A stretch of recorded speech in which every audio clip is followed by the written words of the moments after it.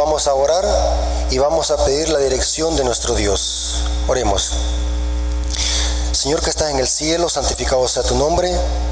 Gracias, Señor, porque nos permites, a pesar de las circunstancias, el clima lluvioso, nos permites congregarnos para poder presentar tu palabra y poder exaltar su nombre. Te invitamos, Señor, por medio de tu Espíritu Santo, para que Él sea el guía de este estudio y que solamente su nombre sea glorificado. Bendice, Señor, nuestras vidas, bendice a nuestros hermanos y amigos que van a ver esta presentación. Ábrelos el entendimiento. Ayúdenos, Padre, a interpretar tu palabra de una manera correcta y enseñar lo que dice el texto bíblico para que nuestros hermanos puedan atesorar tu palabra en nuestra mente y en nuestro corazón. Te lo suplicamos en el nombre de Jesús. Amén. Vamos a iniciar, hermanos. Espero que los hermanos que estén viendo esta transmisión puedan poner una atención debida, porque vamos a profundizar en un texto bíblico. ¿De qué se trata el estudio? El estudio se trata, voy a hacer una comparación entre Lucifer, el ángel caído, lo que pasó con Adán y Eva y cierta similitud que hay con Apocalipsis y cierto contraste. Así que vamos a iniciar el estudio usando como base Primera de Juan 3:4. Primera de Juan 3:4. Vamos a notar en este estudio, hermanos, que lo mismo que pasó con Satanás en el cielo es lo mismo que pasó con Adán y Eva, y hay cierta similitud con el libro de Apocalipsis y un cierto contraste que lo vamos a notar en este estudio.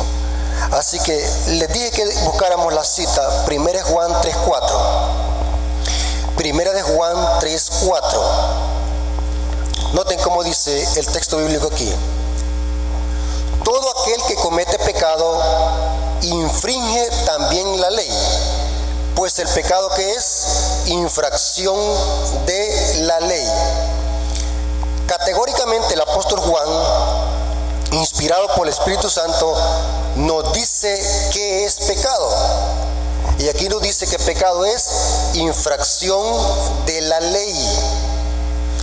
Es interesante notar de que el apóstol Juan aquí usa dos palabras griegas.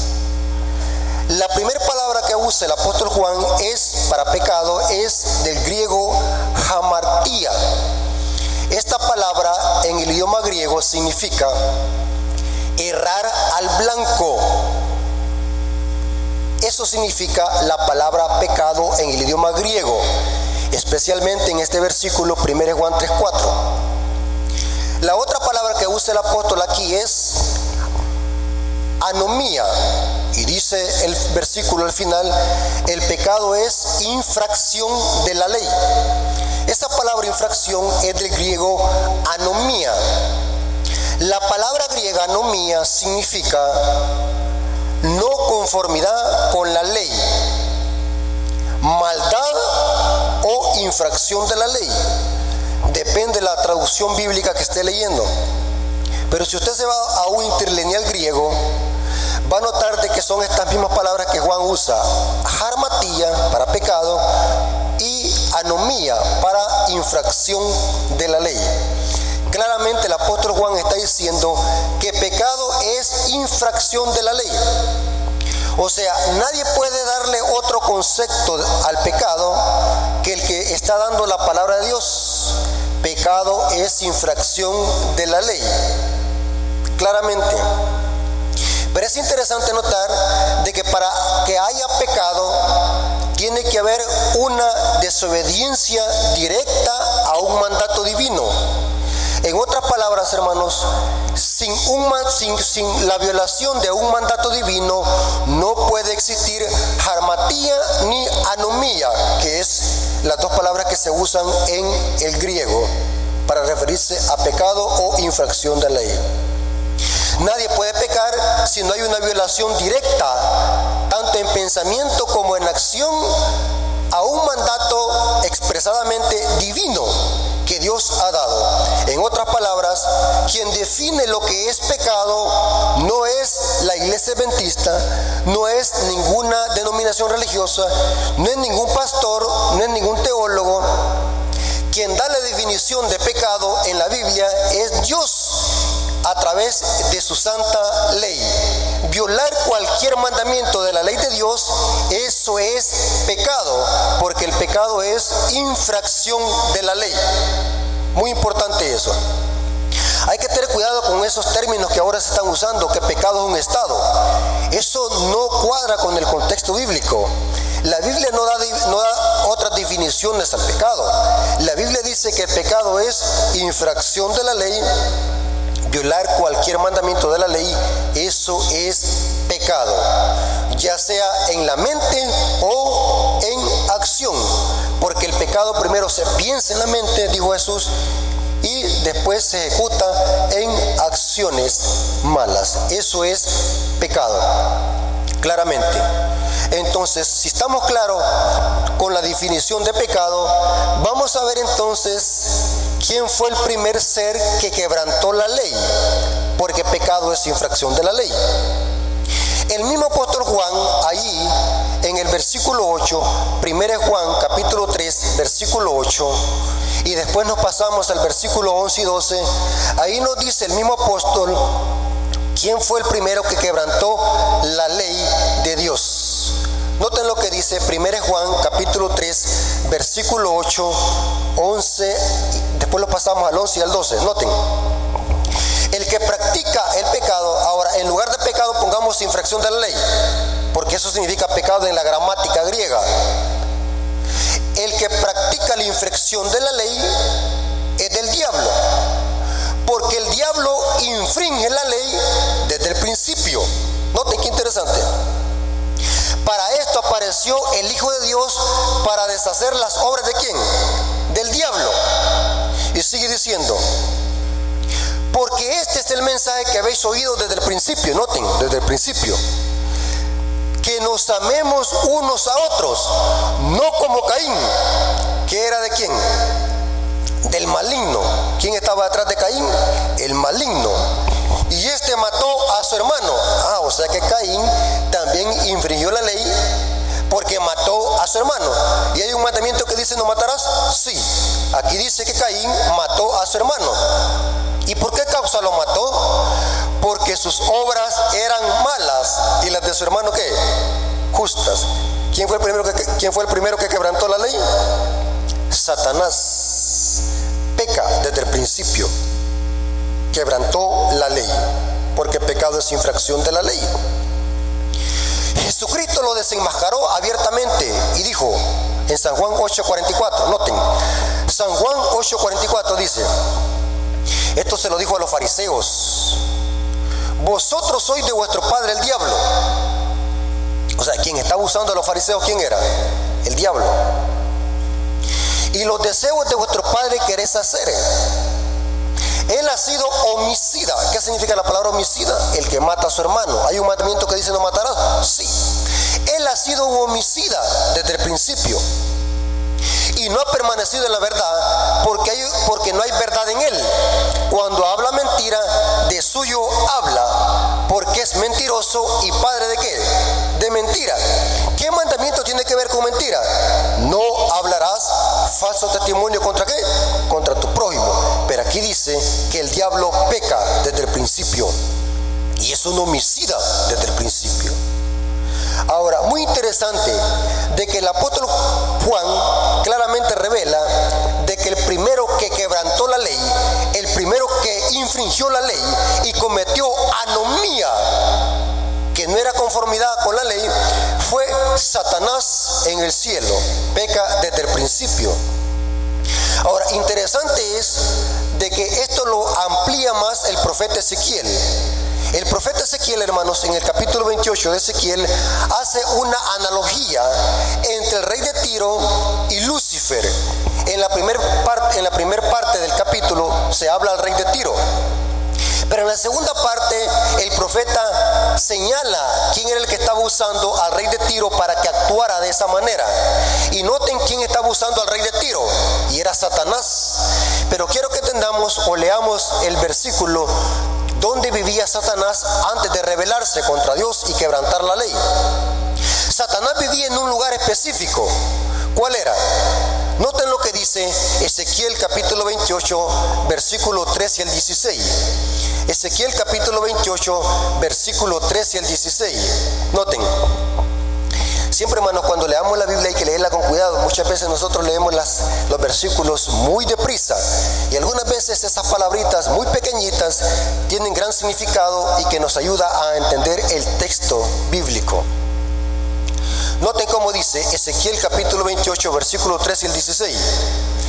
En Edén, ¿dónde vivía Satanás antes de rebelarse? En el Edén. En el huerto de Dios estuviste. De toda piedra preciosa era tu vestidura. Es bien importante este detalle, hermano. ¿Dónde vivía Satanás antes de rebelarse? Este ángel vivía en el huerto del Edén. Y aquí no está hablando del jardín del Edén, donde fue puesto Adán y Eva. Aquí está hablando antes de la creación de este mundo. O sea que el jardín del Edén ya existía. Y aquí dice: de toda piedra preciosa era tu vestidura, de cornerina, topacio, jaspe, crisólito, berilo, ónice, de zafiro, carbunclo. Estas son piedras preciosas. Esmeralda, oro, los primores de tus tamboriles. O sea, este ángel fue creado fue creado con música. Y flautas estuvieron preparados para ti en el día de tu creación.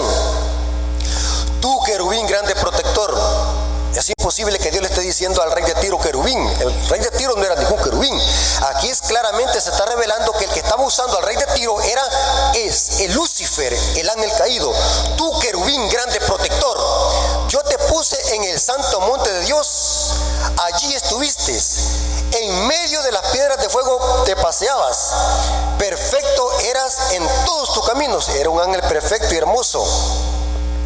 Desde el día que fuiste creado hasta que salió en ti maldad. Esta palabra maldad en el idioma griego, ¿saben cuál es, hermanos? Busquen en un interlineal griego y van a notar que la palabra maldad significa también anomía. Las versiones en español que tenemos no dan la fuerza del texto, pero cuando uno se va a un interlineal griego, que el que uso más es el Westcott y Hall, uno va a notar de que la palabra para maldad allí es anomía. Es la misma palabra que Jesús usó en Mateo capítulo 7, versículo 23. Entonces les declararé: apartados de mí, obradores de maldad. Esta palabra maldad allí en el griego es anomía, no conformidad con la ley. Aquí dice que este ángel se halló en él maldad. ¿Qué significa entonces? Este ángel quebrantó la ley, cometió anomía. Y dice: a causa de la multitud de tus contrataciones fuiste lleno de iniquidad. Esta palabra iniquidad también en el idioma griego es otra palabra para referirse a pecado. La transliteración del texto griego es adiquía. La palabra adiquía es una palabra también sinónima para referirse en el griego a infracción de la ley o a maldad. Aquí dice que este ángel cometió iniquidad. Y noten que se comprueba ahí en el mismo texto. Y pecaste. ¿Quién fue el primero que pecó? Fue Satanás. Por lo que yo te eché del monte de Dios. Noten qué interesante. Este ángel vivía en el cielo, en el jardín del Edén, en el huerto de Dios. Pero por haber quebrantado la ley, que fue el primero que la quebrantó, el profeta Ezequiel dice que Dios lo echó, ¿qué? Lo sacó del huerto de Dios, lo echó del monte de Dios, lo arrojó de en medio de las piedras de fuego. Oh, querubín protector. Hay mucho que hablar sobre esto, hermanos, pero por falta de tiempo no podemos extenderlo esto. Querubín protector, hermanos, aquí se nota que Satanás, antes de rebelarse, era un querubín o un serafín. Son los ángeles que están más cerca del trono de Dios. Y por eso es que Dios mandó a hacer querubines encima del arca del pacto sobre el propiciatorio, porque este ángel era un querubín antes de revelarse Lucifer, el ángel caído. Aquí dice que Dios lo echó del monte de Dios. Pero ¿por qué lo arrojó del huerto del Edén? Aquí dice que lo arrojó y lo echó porque se halló en él maldad y pecó. ¿Pero qué es pecado según el apóstol Juan? Pecado es infracción de la ley. No me venga con otra interpretación. La Biblia se explica sola. Claramente el apóstol Juan está diciendo que pecado es infracción de la ley y el diablo fue el primero que la quebrantó. Y esto lo corrobora Ezequiel y el profeta Isaías. ¿Cuál fue el pecado del diablo? ¿Cuál fue el pecado que lo llevó a quebrantar la ley? El profeta Isaías, también haciendo una analogía entre el rey de Babilonia y Lucifer, da el trasfondo que lo llevó a la caída a este ángel para que quebrantara la ley. Isaías capítulo 14, versículo 12 al 15. Isaías capítulo 14, versículo 12 al 15. Y vamos a notar que el profeta Isaías está diciendo que este ángel llegó a caer y a quebrantar la ley porque codició lo que no le pertenecía. Codició el trono de Dios. No quería el carácter de Dios, quería ser poderoso. Y no solamente reinar juntamente con Dios, sino que derrocarlo, quitarle el trono y recibir adoración aún del mismo Dios. Y todo esto lo llevó a la codicia. ¿Cómo caíste del cielo? ¿A dónde vivía Satanás? En el jardín del Edén. Pero ahora Dios lo saca. ¿A dónde? ¿Y qué es lo que hace? ¿Cómo caíste del cielo? Y esta caída, hermanos, según la Biblia, el libro de Judas lo constata. Por falta de tiempo no podemos extenderlos, hermanos, pero se puede comprobar bíblicamente que el diablo ha tenido dos lanzamientos desde el cielo. En el primer lanzamiento, que fue cuando se rebeló contra el gobierno de Dios, él abandonó su morada. Y de esto habla el profeta Isaías. ¿Cómo caíste del cielo, oh lucero, hijo de la mañana? Cortado fuiste por tierra, tú que debilitabas a las naciones, tú que decías en tu corazón, noten a dónde el pecado se originó. Subiré al cielo, en lo alto junto a las estrellas de Dios levantaré mi trono, y en el monte del testimonio me sentaré, y a los lados del norte, sobre las alturas de las nubes subiré, y seré semejante al Altísimo. Mas tú que derribado eres. O sea, este ángel quería exaltarse por encima de todo lo que se llama Dios, pero Dios lo baja y dice: mas tú derribado eres hasta el Seol, y todos a los lados del abismo. El pecado de este ángel fue la codicia. Pregunto, ¿hay algún mandamiento que dice no codiciarás? Sí, el 10º mandamiento, eso está en Éxodo capítulo 20, versículo 7. El apóstol Pablo dice en Romanos 7:7: yo no hubiese conocido la codicia si la ley no dijera no codiciarás. O sea, de alguna manera, este ángel, al codiciar el trono de Dios, al rebelarse en contra del gobierno de Dios, quebrantó la ley virtualmente. Eso significa, hermanos, si estamos siguiendo la hilación del texto bíblico, los ángeles tienen la misma ley que tienen los seres humanos. No hay otra explicación. Aunque los ángeles no puedan quebrantar la ley moralmente o físicamente, pero vemos que sí la pueden quebrantar virtualmente, porque aquí vemos de que Satanás la quebrantó con codiciar. Los ángeles pueden quebrantar la ley, los ángeles pueden codiciar. Aquí hay un ejemplo de esto. El diablo quebrantó la ley, y por eso dice el profeta que fue echado del jardín del Edén. El diablo vivía en el jardín del Edén antes de su caída, y por esa razón fue arrojado fuera del monte de Dios, que es el jardín del Edén o el huerto del Edén. Ahora, vamos a ver ahora, hermanos, lo siguiente. Si están poniendo atención a este estudio, vamos a notar de que lo mismo que pasó con Satanás en el cielo antes de su caída y después de su caída, es lo mismo que repercute, o hay una repercusión en la tierra con Adán y Eva. Muy interesante. Vamos a notar lo siguiente, y antes de leer las citas bíblicas, quiero aclararles un punto. Dios creó esta tierra en 6 días y descansó el séptimo. Pero lo que notamos es de que en los 2 relatos de la creación no se menciona que Dios haya creado o haya creado el jardín del Edén en esta tierra. No se menciona. Lean los 2 capítulos primeros del libro de Génesis y me dice si encuentran donde Dios creó el jardín del Edén. No. Claramente el versículo que vamos a leer a continuación presenta de que después de haber creado esta tierra, Dios hizo descender el jardín del Edén del cielo. O sea, ese jardín del Edén donde moraba Satanás antes de su caída, Dios lo plantó después de esta creación, lo estableció en esta tierra. O sea, lo hizo bajar y lo estableció en esta tierra. ¿A dónde dice eso? Génesis capítulo 2, versículo 8 al 9. Génesis capítulo 2, versículo 8 al 9. Noten. Y Jehová Dios plantó un huerto en Edén. No dice que lo creó. ¿Qué es lo que hizo Dios?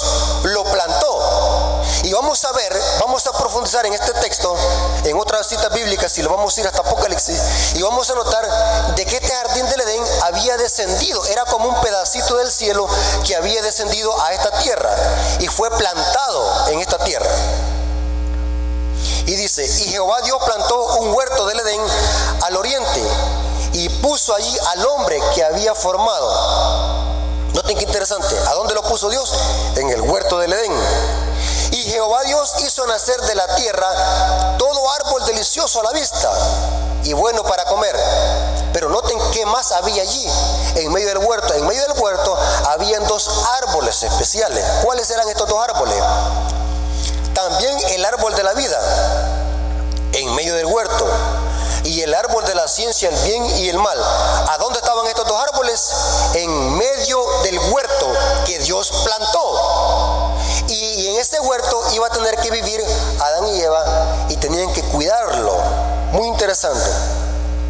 Si notamos, hermanos, en estos versículos bíblicos, Adán y Eva no eran inmortales por naturaleza.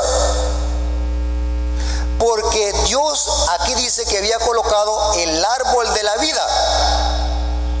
O sea, la inmortalidad de Adán y Eva no era propia de sí mismos, era derivada, dependía de Dios y un árbol. O sea, aunque Adán y Eva fueron creados inmortales, pero esa inmortalidad, pongan atención, pero esa inmortalidad era condicional. Solamente tenía que depender de Dios y de un árbol. Muy interesante, porque el texto bíblico dice de que en medio del huerto había plantado Dios el árbol de la vida y el árbol de la ciencia, el bien y el mal. O sea, en medio del huerto estaban estos 2 árboles. O sea, la inmortalidad de Adán y Eva era condicional, ya que el único que tiene inmortalidad en sí mismo y que es inmortal por sí mismo, no depende de un árbol y no depende de otro ser, es Dios, el único que tiene inmortalidad. Adán y Eva, imagínense, hermano, antes de la caída, Adán y Eva aún tampoco era inmortal, y no digamos después de su caída, tampoco fue inmortal. La inmortalidad es un atributo especialmente de Dios, y lo vamos a comprobar bíblicamente. Génesis capítulo 2, versículo 15 al 17. Génesis capítulo 2, versículo 15 al 17. Noten que la condición para perpetuar la vida era comer del árbol de la vida y no desobedecer el mandato de no comer del árbol de la ciencia del bien y el mal. Noten cómo dice Génesis capítulo 2, versículos 15 al 17. Tomó pues Jehová Dios al hombre y lo puso en el huerto del Edén. Y este huerto del Edén ya vimos de que fue plantado para que lo labrase y lo guardase. Y noten el mandato, aquí hay un mandamiento. Y mandó Jehová Dios al hombre diciendo: de todo árbol del huerto podrás comer, mas del árbol de la ciencia del bien y el mal no comeréis, porque el día que de él comieres ciertamente ¿qué? Moriráis. Pregunto, ¿era inmortal Adán y Eva? Sí, pero esa inmortalidad era condicional. Dependía ¿de qué? de sujetarse a este mandato de no comer de ese árbol prohibido, porque si lo hacía, ¿qué es lo que dijo? Ciertamente que moriráis, claramente. Pero ya vimos de que la Biblia dice que pecado, ¿qué? Es infracción de la ley. Saben, hermanos y amigos que me están escuchando, en este mandato que Dios dio a Adán y Eva estaba resumida todos los 10 mandamientos, estaba resumida la ley de Dios, y se lo voy a comprobar. Cuando Adán y Eva desobedecieron este mandato, cometieron pecado. La Biblia dice que se hicieron dioses a sí mismos. Eso lo dice Génesis 3:5. El diablo les dijo: seréis como Dios. Pregunto, ¿hay un mandamiento que dice no tendrás dioses ajenos delante de mí? Sí. Eso lo dice Éxodo 23. Inclusive la Biblia dice de que Adán y Eva codició el árbol prohibido. O sea, antes de comerlo, codició. Pregunto, ¿hay un mandamiento que dice no codiciarás? Sí. Esto lo dice Génesis 3:6 y lo corrobora el mandamiento que está en Éxodo 20:17. Y lo corrobora Pablo, dice que el pecado es codicia, Romanos 7:7. También la Biblia dice que cuando Adán y Eva desobedecieron este mandato de no comer del árbol prohibido, también deshonraron a su Padre Celestial. Pregunto, ¿hay un mandamiento que dice honra a tu padre y a tu madre? Sí, los hijos tienen que honrar a sus padres y obedecerle. Aquí vemos de que Adán deshonró a su Padre Celestial. En efecto, Lucas 3:38 dice que Adán era hijo de Dios. ¿Y qué deben de hacer los hijos con los padres? Honra a tu padre y a tu madre para que sus días se alarguen en esta tierra que Jehová tu Dios te da. Aquí podemos ver de que Adán y Eva, al violar este mandamiento de no comer del árbol prohibido, quebrantaron todos los 10 mandamientos. Y alguien me puede decir, hermano Rafael, ¿y de qué manera Adán y Eva quebrantaron el sábado? Porque el sábado es un mandamiento de la ley de Dios. Aunque el sábado, noten lo que voy a decir, hermano, aunque el sábado vino a ser creado en la primera semana de la creación, virtualmente sí Adán y Eva quebrantaron el principio del cuarto mandamiento. ¿Cuál es el principio? Adorar o reconocer a Dios como el único creador de los cielos y la tierra. Cuando Adán y Eva desobedecieron el mandato de no comer del árbol de la ciencia, el bien y el mal, estaban también desechando el principio de reconocer a Dios como el único creador de los cielos y la tierra. En otras palabras, hermanos, Adán y Eva, cuando violaron este mandamiento, estaban quebrantando ¿qué? Todos los mandamientos. Y eso es pecado, infracción de la ley. Interesante. Ahora, noten lo que viene a continuación, hermano. Vimos de que Satanás, por haberse rebelado contra Dios y por haber pecado, fue echado del huerto del Edén. Esto lo vimos en el libro de Ezequiel y en el libro de Isaías. Y vamos a ver que lo mismo pasa con Adán y Eva. Por haber pecado, por haber quebrantado los mandamientos de Dios, fueron echados del jardín del Edén. ¿A dónde dice eso? Génesis capítulo 3, versículo 22 al 24. Génesis capítulo 3, versículo 22 al 24. Noten qué hermoso es saber estudiar la Biblia, hermano. Como la Biblia, al unir todos los textos, la Biblia ella sola lo va diciendo qué significa el texto bíblico. No necesitamos que un sacerdote católico me diga qué significa el texto bíblico. No necesito un erudito. No necesito ni tan siquiera conseguir comentarios bíblicos para saber. No estoy diciendo que sea malo preguntarle a alguien, pero tengo que estudiar la Biblia por sí mismo, porque la Biblia se explica sola. Aquí nos dice que lo mismo en la Biblia, que cuando Adán y Eva desobedecieron, Dios también los echó del jardín del Edén. Génesis capítulo 3, versículo 22 al 24. Noten que dice: y dijo Jehová Dios: he aquí el hombre es como uno de nosotros, sabiendo el bien y el mal. Ahora pues, que no alargue su mano y tome también del árbol de la vida. Pregunto, ¿qué tenía que hacer Adán y Eva para perpetuar su vida? comer del árbol de la vida. Aquí dice, y tome también del árbol de la vida, y coma y viva para siempre. Y mire qué es lo que hizo Dios. Y lo sacó Jehová del huerto del Edén. ¿Qué es lo que hizo? Lo sacó. ¿Fue lo mismo que hizo Dios con Lucifer antes de su caída y después de su caída? Sí, lo sacó del huerto del Edén. ¿Por qué? Porque quebrantó la ley. Y aquí dice, echó pues fuera al hombre y puso al oriente del huerto del Edén querubines, una espada encendida que se revolvía por todos lados para guardar el camino al árbol de ¿qué? De la vida. ¿Para qué servía el árbol de la vida?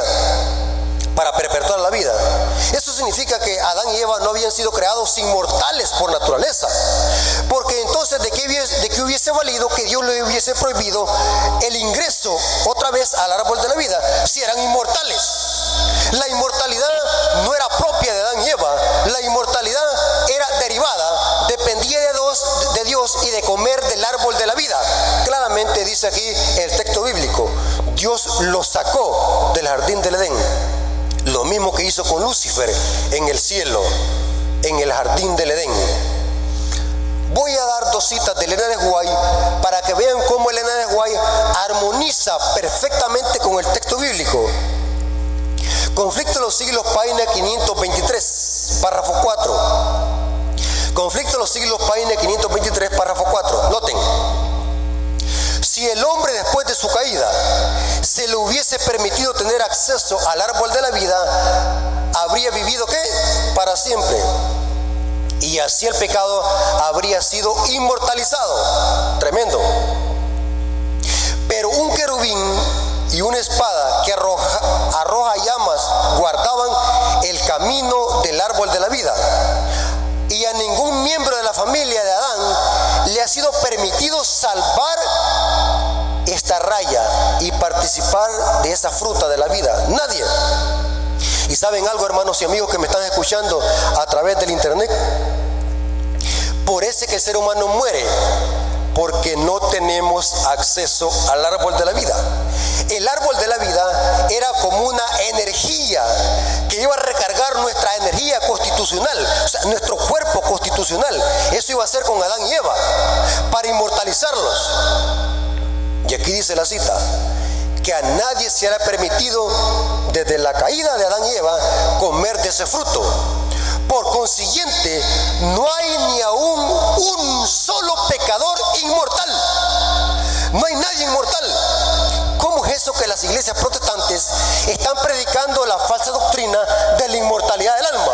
Nadie es inmortal, solo Dios. Otra cita, Conflicto de los siglos, página 523. Conflicto de los siglos, página 523, párrafo 1. Noten cómo Elena de White armoniza perfectamente con el texto bíblico. En medio del Edén crecía el árbol de la vida. ¿Dice eso la Biblia? Sí. ¿A dónde estaba el árbol de la vida? En medio. No pierdan estos detalles. Cuyo fruto tenía el poder de perpetuar la vida. Si Adán hubiese permanecido obediente a Dios, ¿es bíblico esto? Sí. Lo acabamos de ver en Génesis 2, 15 al 17. Habría seguido gozando de libre acceso a aquel árbol y habría vivido eternamente. Pero ¿cuál era la condición?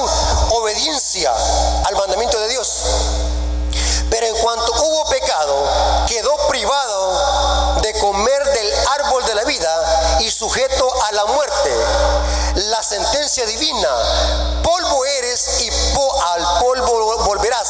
¿Por qué? Porque ya Adán y Eva y toda la familia humana ya no iba a tener acceso al árbol de la vida, porque el ser humano ha pecado. Y la Biblia dice: por cuanto todos pecaron, están destituidos de la gloria de Dios.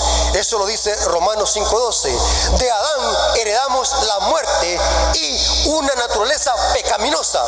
Por lo tanto, nosotros no somos inmortales. El ser humano busca la inmortalidad, y esa inmortalidad solamente depende de Dios y de un árbol, el árbol de la vida. Nadie es inmortal. Todos morimos. Interesante. Ahora, ya vimos de que lo mismo que pasó con Lucifer, o lo mismo que pasó con Adán y Eva, es lo mismo que pasó con Lucifer. Pecaron y fueron arrojados del jardín del Edén. Ahora, vamos a ver lo siguiente punto. Ahora, vamos a ver en el libro de Apocalipsis cierta similitud y un contraste diferente a lo que pasó con Lucifer y con Adán y Eva. Ahora, la pregunta que viene a continuación es la siguiente: ¿qué pasó con el jardín del Edén después de la caída de Adán y Eva? Los relatos de la creación, o los primeros 10 capítulos del libro de Génesis, no nos dicen nada sobre el jardín del Edén, qué es lo que pasó con él después del pecado. Pero el apóstol Pablo, inspirado por el Espíritu Santo, nos da una referencia que el jardín del Edén, después de la caída de Adán y Eva, fue otra vez trasladado al cielo, de donde dependía, o de donde era. Algunos eruditos creen de que el jardín del Edén fue llevado por Dios al cielo otra vez antes del diluvio, porque según la Biblia dice que el diluvio devastó todo el globo terráqueo, hubo un gran cataclismo. Por lo tanto, Dios tuvo que haber llevado el jardín del Edén antes del diluvio. El apóstol Pablo nos da una referencia muy poderosa. El apóstol Pablo, por evitar vanagloriarse, habla en segunda persona, pero es de él que está hablando. Y mire qué es lo que dice esta cita. 2 Corintios capítulo 12, versículo 2 al 4. Dice lo siguiente: conozco a un hombre en Cristo. Es de él que está hablando, pero como él está evitando vanagloriarse, porque este privilegio que tuvo es un privilegio muy hermoso, porque Dios en visión le presentó el jardín del Edén, o el paraíso. Y vamos a ver dónde dice Pablo que está el paraíso. Que hace 14 años sin el cuerpo no lo sé, o fuera del cuerpo. Esto es lo que sucede cuando alguien es tomado por una visión por medio del Espíritu Santo. No se sabe si está en el cuerpo o fuera del cuerpo, pero hay visiones que, según las profecías o según cómo lo presentan los profetas, se siente tan real que no se sabe si es en persona que está el profeta o en visión. Es muy importante ese detalle. El apóstol Pablo dice: no sé si fue en el cuerpo o fuera del cuerpo, no lo sé, pero Dios lo sabe. Fue arrebatado al tercer cielo. Noten qué interesante: al tercer cielo. O sea que en la Biblia hay 3 cielos, porque aquí dice tercer cielo. El primer cielo es el cielo atmosférico, donde vuelan las aves. El segundo cielo es el cielo estelar, donde están los astros, los planetas. El tercer cielo, hermanos, es el cielo celestial, es el que menciona Pablo. Fue arrebatado al tercer cielo. Y conozco a tal hombre, sin el cuerpo fuera el cuerpo, no lo sé, Dios lo sabe. Y noten cómo dice: fue arrebatado ¿a dónde? Al paraíso, donde oyó palabras inefables que no les es dado al hombre a expresar. ¿A dónde dice Pablo que está el paraíso? En el tercer cielo. ¿Qué pasó con el jardín del Edén después de la caída de Adán y Eva? Fue llevado de nuevo ¿a dónde? Al tercer cielo, de donde descendió antes de la caída de Adán y Eva. Ahora, aquí viene lo interesante. El jardín del Edén va a ser restaurado otra vez en esta tierra. Pero ¿quiénes son los únicos que van a poder entrar a comer del árbol de la vida y a entrar otra vez al jardín del Edén? Noten que Lucifer fue sacado del huerto del Edén. ¿Por qué? Porque pecó, y pecado es quebrantar la ley. Adán y Eva, ¿por qué fueron echados del huerto del Edén? Porque pecaron, fueron sacados del jardín del Edén. Pero ahora vamos a ver el contraste en el libro de Apocalipsis. Vamos a ver de que para entrar otra vez al jardín del Edén restaurado en esta tierra, va a haber una condición también. ¿Y quiénes son los únicos que van a poder entrar otra vez al jardín del Edén, que está en medio de la ciudad, la Nueva Jerusalén? Aquí nos dice que va a haber un grupo selecto, que va a haber una condición para poder entrar a comer de ese fruto del árbol de la vida. Voy a leerles la Biblia y quiero quiero dedicar tiempo para explicar esto, hermano. Apocalipsis 22:14. Les voy a leer la Biblia Reina Valera 1960. Este es uno de los principios vitales, hermano, a la hora de estudiar un texto bíblico. Siempre usen varias versiones de Biblia. Por ejemplo, yo tengo, en mi iPad tengo casi como unas 80 versiones de Biblia, aparte de los interlineales griegos que tengo. O sea, a la hora cuando voy a estudiar un texto bíblico, siempre hoy con la tecnología avanzada, es más difícil perderse. Busco toda la información, todas las versiones de Biblia, cómo me traducen el texto. Y después me voy a la gramática, al interlineal griego, cómo lo traduce la gramática. La versión 1960, que es una versión de las más modernas, podemos decir así. Apocalipsis 22:14 dice así: bienaventurados los que lavan sus ropas para tener derecho al árbol de la vida y para entrar por las puertas de la ciudad. ¿Quiénes son los que tienen derecho a entrar otra vez al jardín del Edén y a comer del árbol de la vida y a entrar por las puertas de la ciudad? Aquí dice los que lavan su ropa. Pero usted me puede decir, hermano Rafael, ¿y qué significa eso, lavar ropa? ¿Será que está hablando de lavar la ropa literalmente? No. Hay otras versiones más antiguas, como por ejemplo la Reina Valera antigua, que la tengo aquí. Noten cómo traduce el texto bíblico de Apocalipsis 22:14. Y voy a explicar que no hay ninguna contradicción, pero es mejor la traducción Reina Valera antigua.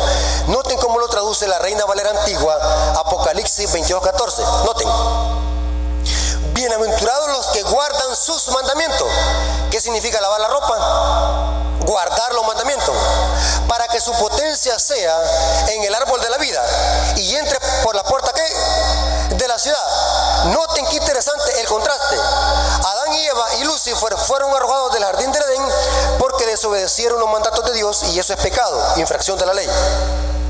Aquí vemos el contraste, que para entrar otra vez al jardín del Edén y poder comer del árbol de la vida, ¿cuál es la condición? Hay una condición. Aquí dice los que guardan los mandamientos, mientras la versión 60 dice los que lavan su ropa. Ahora, ¿se contradice la Biblia? Les voy a explicar que no hay ninguna contradicción. Estuve investigando, hermanos, algunos comentaristas que decían sobre este texto bíblico, y lo que descubrí fue espectacular, hermanos. No hay ninguna contradicción en decir lavar las ropas con guardar los mandamientos. Es lo mismo, porque lavar las ropas en profecía representa la justicia de Cristo. Somos justificados, somos vestidos y somos emblanquecidos con la sangre del Cordero. Eso significa en profecía lavar las ropas en la sangre del Cordero. Pero no hay ninguna contradicción en decir que los que lavan la ropa guardan los mandamientos, porque en la ley de Dios, o sea, en los mandamientos de Dios, se revela la justicia de Dios. O sea, los justos guardan los mandamientos porque son justos. Un justo guarda los mandamientos. Aquí dice que los únicos que entran al jardín del Edén y comen del árbol de la vida son los que guardan los mandamientos. Y voy a explicar lo que encontré en algunos comentaristas, y me gustó cómo lo plasman ellos. En algunos manuscritos unciales, como el manuscrito sináctico y el alejandrino, lo traducen, que son manuscritos antiguos, traducen lavan sus ropas. Pero hay otros manuscritos más tardíos, otros manuscritos griegos, que este versículo lo traducen guardan los mandamientos. Ambas traducciones son buenas, porque los justos guardan los mandamientos, y esto lo podemos notar en otras partes del libro de Apocalipsis. Por ejemplo, tenemos en Apocalipsis 14:12 dice que los santos guardan los mandamientos de Dios y tienen la fe de Jesús. O sea que la fe de Jesús los lleva a obedecer los mandamientos de Dios. Es claro que no hay ninguna contradicción en decir lavar las ropas y guardar los mandamientos, porque los justos que entran por las puertas de la ciudad y tienen otra vez acceso al árbol de la vida son los que guardan los mandamientos de Dios y tienen el testimonio Jesús. Pero aquí hay algo bien interesante. Alguien me dijo: hermano Rafael, ¿cómo me comprueba usted de que aquí el apóstol Juan está hablando de los 10 mandamientos? Sencillo, usen el principio, la Biblia se explica sola. ¿Cuál es el contexto de ese versículo? Es el versículo 15, y vamos a notar de que el versículo 15 habla de pecados o infracciones de la ley, o pecados o acciones morales que tienen que ver con los 10 mandamientos. Noten lo que dice Apocalipsis 22:15, que es el contexto del versículo 14. Mas los perros estarán fuera. Aquí no está hablando de perros chihuahua, ni de perros salchicha, ni de pastores alemanes. Así me dijo una vez un hermano: hermano, allá en la tierra nueva no van a haber perritos ni gatitos, ni van a haber ni canarios, ni pericos, ni nada de eso. Porque aquí dice que los perros van a quedar fuera, o sea, no van a haber perritos en la tierra nueva. Pero aquí el texto no está hablando de animales, no está hablando de perros chihuahua. Aquí está hablando de personas. ¿Y quiénes son estos perros? Los hechiceros, los fornicarios, los homicidas, los idólatras. Pregunto, ¿tienen que ver estas acciones morales con infracción de la ley? Hay un mandamiento que dice: no tendrás dioses ajenos delante de mí. Es una infracción a la idolatría. La idolatría es una infracción al mandamiento que dice: no tendrás dioses ajenos delante de mí. Los fornicarios, hay un mandamiento que dice: no cometerás adulterio. Sí. Aquí dice: los homicidas, y todo idólatra, y todo aquel que ama y practica la mentira. Vemos de que no hay necesidad que el texto bíblico lo diga, que aquí Juan está hablando de los 10 mandamientos, porque el contexto no dice que está hablando de la ley moral que define lo que es pecado. ¿Quiénes son los únicos que entran a la tierra nueva y tienen acceso otra vez al árbol de la vida? Aquí dice que los justos que guardan los mandamientos de Dios y tienen el testimonio de Jesús. Pero vimos de que el jardín del Edén fue llevado antes del diluvio al cielo nuevamente. Pero cuando la tierra nueva sea restaurada, noten qué interesante. Según Apocalipsis 22:1 y 2, el jardín del Edén vuelve a descender y viene en medio de la nueva Jerusalén. Esto lo dice Apocalipsis capítulo 21, versículo 1 y 2. Apocalipsis capítulo 21, versículo 1 y 2. Noten qué interesante, es lo mismo. Vi un cielo nuevo y una tierra nueva, porque el primer cielo y la primera tierra pasaron, y el mar ya no existía más. Y yo, Juan, vi la santa ciudad, la nueva Jerusalén, descender.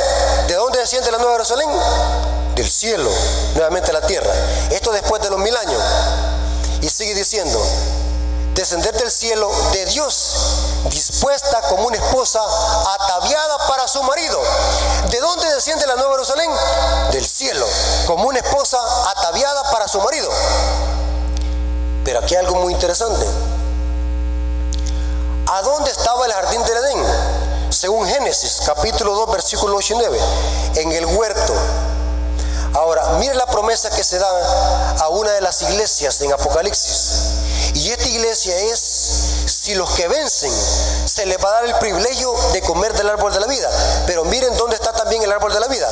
Apocalipsis 2:7. Apocalipsis 2:7 dice: el que tiene oído, oiga lo que el Espíritu dice a las iglesias. El que venciere, esta es una promesa para los vencedores, le daré a comer el árbol de la vida. ¿Cuántos árboles de la vida hay? Solamente uno, es el mismo de Génesis. Le daré de comer el árbol de la vida, que produce 12 frutos, dando cada mes su fruto. Y sus hojas y las hojas del árbol son ¿qué? Estoy leyendo Apocalipsis 2:7. Lo vamos a leer de nuevo. El que tiene oído, oiga lo que el Espíritu dice a la iglesia. El que venciere, le daré a comer del árbol de la vida, el cual está en medio del paraíso. Eso lo dice Apocalipsis 2:7. El árbol de la vida está en medio del paraíso. Pero ¿a dónde viene el árbol de la vida? Noten lo que dice Apocalipsis 22, versículo 1 y 2. Apocalipsis 22, versículo 1 y 2. ¿Está conmigo? Leamos la cita. De Después me mostró un río limpio de agua, de vida, resplandeciente como cristal, que salía del trono de Dios y del Cordero. Y en medio, noten, y en medio de la calle de la ciudad, al uno y al otro lado del río, estaba el árbol de la vida, que produce 12 frutos, dando cada mes su fruto, y las hojas del árbol son para sanidad de las naciones. Qué interesante que aún en la tierra nueva, los redimidos, para perpetuar su inmortalidad y para preservar su inmortalidad, aún tendrán que comer del árbol de la vida. Nadie es inmortal por naturaleza. Imagínense, hermano, aún en la tierra nueva, el ser humano va a depender del fruto del árbol de la vida. ¿Y quiénes son, según Apocalipsis 22:14, los que van a tener acceso a ese árbol? Los que guardan los mandamientos de Dios y tienen la fe de Jesús. Interesante, hermano. Es un tremendo contraste. Adán y Eva fue sacado del jardín del Edén por quebrantar los mandamientos de Dios. Los redimidos entran otra vez al jardín del Edén restaurado y tienen acceso otra vez al árbol de la vida, porque ellos guardan los mandamientos de Dios y tienen el testimonio de Jesús. Ahora notan, hermanos y amigos que me están escuchando a través de esta transmisión, ¿por qué es que Satanás odia los mandamientos? Porque esta es una condición de los redimidos para tener acceso al árbol de la vida y entrar otra vez al huerto del Edén. Para terminar, hermanos, quiero leer una cita poderosa de Elena de White. Yo cuando leo estos libros, hermanos, me lleno de impacto al ver cómo esta mujer tan simple, tan sencilla y sin estudio, pudo escribir tan a profundidad tantas cosas que todas cuadran con la Biblia. Noten esta cita de Conflicto de los Siglos, página 627. Conflicto de los Siglos, página 627, párrafo 2. Noten, pongan atención cómo dice la cita. Al principio el hombre fue creado a la semejanza de Dios, no solo en carácter, sino también a lo que se refiere en la forma y en la fisionomía. O sea, el hombre era hermoso porque fue creado a imagen de Dios. Pero el pecado borró e hizo desaparecer casi por completo la imagen divina. Pero Cristo vino a restaurar lo que se había malogrado. Él transformará nuestros cuerpos viles y los hará semejante a la imagen de su cuerpo glorioso. ¿Dice eso el apóstol Pablo? Sí. La forma mortal y corruptible, desprevista de gracia, manchada en otro tiempo por el pecado, se vuelve perfecta. ¿Cuándo? Cuando venga Cristo y seamos transformados. Y dice, se vuelve perfecta, hermosa e inmortal. ¿Cuándo seremos inmortales? Cuando seamos transformados. Eso lo dice Pablo en 1 Corintios 15, 53 al 56. Hermosa e inmortal. Todas las imperfecciones, deformidades quedan en la tumba. Reintegrados, noten qué precioso, reintegrados en su derecho al árbol de la vida. En él desde tanto tiempo perdido en el Edén. Los redimidos crecerán. O sea, mire, hermano, o sea que por el pecado los hemos vuelto enanos. Hay una deformidad física por el pecado. Pero mire qué interesante. Reintegrados en su derecho al árbol de la vida, en que desde el tiempo perdido en el Edén, los redimidos crecerán hasta alcanzar la estatura perfecta de la raza humana a su gloria primitiva. Las últimas señales de la maldición del pecado serán quitadas y los fieles discípulos de Cristo aparecerán en la hermosura de Jehová nuestro Dios, reflejando en espíritu, cuerpo, alma, la imagen perfecta de su Señor. Oh, maravillosa redención, tan descrita y tan esperada, contemplada con la anticipación febril, pero jamás enteramente comprendida. ¿Qué pasará con los redimidos? Volverán a tener acceso al árbol de la vida y toda enfermedad, toda contaminación de pecado habrá desaparecido y llegaremos a ser inmortales porque comeremos del árbol de la vida que da 12 frutos cada mes. Qué poderosa promesa, hermano. Cómo todo será restaurado al final de la historia. Los redimidos volverán a crecer. Y alguien me puede decir, hermano, o sea que aún en la tierra nueva va a haber muerte.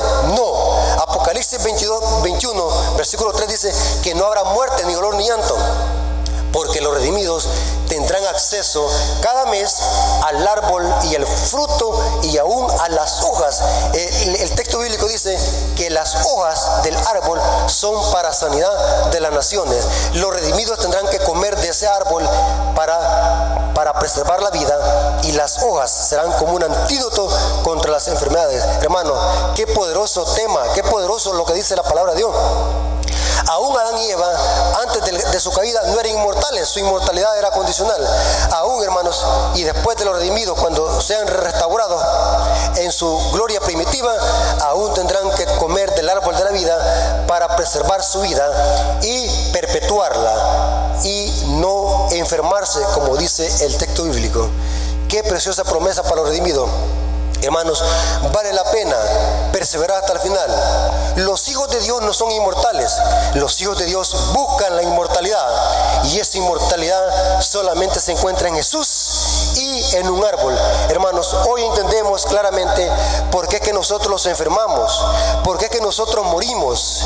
La muerte es ajena a nuestra naturaleza. Por eso es que por mucho que alguien se crea valiente, nadie quiere morir. La muerte es ajena a nuestra naturaleza. La muerte es dolor, porque la muerte es un ente extraño a nuestra naturaleza. Pero viene, hermanos, una promesa donde la muerte desaparecerá y ya nadie tendrá que morir, porque tendremos acceso al árbol de la vida. Por esa razón el ser humano muere y se enferma, porque no tiene acceso al árbol de la vida. Y cada generación que sigue transcurriendo, cada generación que va pasando, cada siglo, el ser humano va menguando en fisionomía y en edad. El salmista dice que los días de nuestra edad son ¿qué? 60, y en lo más robusto 70. Porque cada vez que va pasando vamos teniendo menos oportunidad para tener acceso al árbol de la vida. Hermanos, y quiero hablar un poquito respecto a esto. A pesar de que nosotros cada vez que va pasando las generaciones es más difícil, vamos alejando de la oportunidad de comer del árbol de la vida. Aquí influye, hermano, la reforma pro salud, cuidarse de nuestro cuerpo para que nosotros podamos vivir otro poquito más y esa energía constitucional que tenemos no se desgaste tan fácilmente y podamos cuidar nuestro cuerpo. La reforma pro salud es un medio para que nosotros cuidemos nuestra salud y no nos enfermemos y no muramos tan rápido. Eso es importante en la vida del cristiano, cuidar su salud para no enfermarse. Pero viene un tiempo, hermano, donde Dios promete a sus hijos, a los redimidos, volver a permitirles que entren otra vez al árbol de la vida y puedan entrar por las puertas de la ciudad. Pero ¿cuál es la condición? Los que guardan los mandamientos de Dios y tienen el testimonio de Jesús. Hermanos, Dios les bendiga. Hasta aquí ha llegado este precioso estudio, y la honra y la gloria sea para nuestro Dios. Dios les bendiga. Les mando un saludo desde la tierra del Salvador. Dios me los bendiga y pasen un feliz sábado.